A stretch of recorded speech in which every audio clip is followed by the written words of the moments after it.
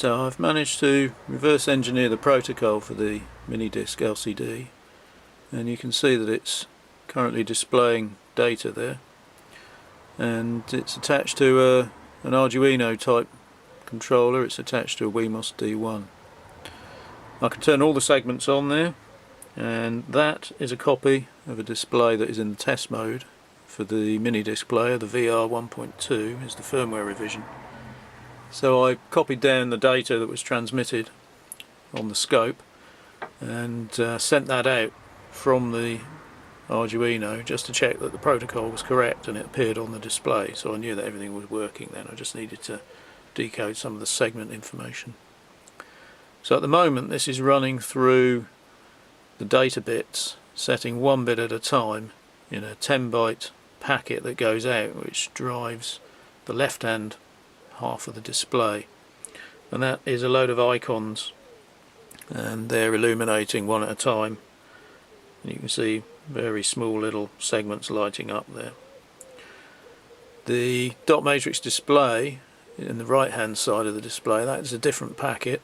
That's a 30 byte packet which has the column information for the dot matrix display, and that is split between the bottom half of the right hand of the display, which is the dot matrix 6 character 5x7 dot matrix, and then one bit of each byte drives a segment in the top half of the right hand of the display. And once we've gone through the 10 bytes in the left hand, it'll cycle through every bit in the right hand side icons. So once we get to byte 97, that's byte 8, bit 1, bit 2, and so on. Once we get to 97, it'll start going through the matrix icons. We're getting fairly close now, so there's only one byte to go. So icons in the top right of the display will start coming on when we go through the 30 byte matrix display. So that's the first few bits. Not all of the bits are actually attached to segments.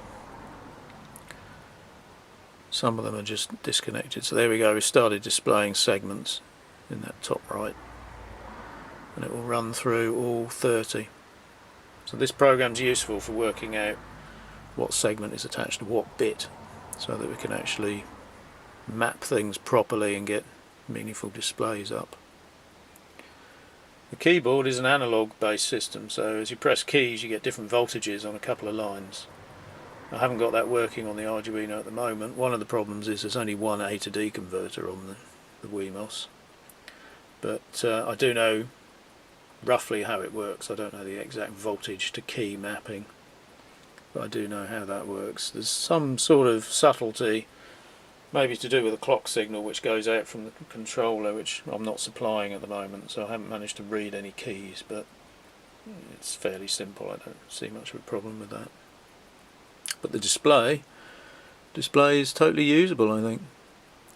The contrast's a bit low. I think maybe it runs at 3.3 or 3 volts and I'm running it a bit lower than 3, something like that.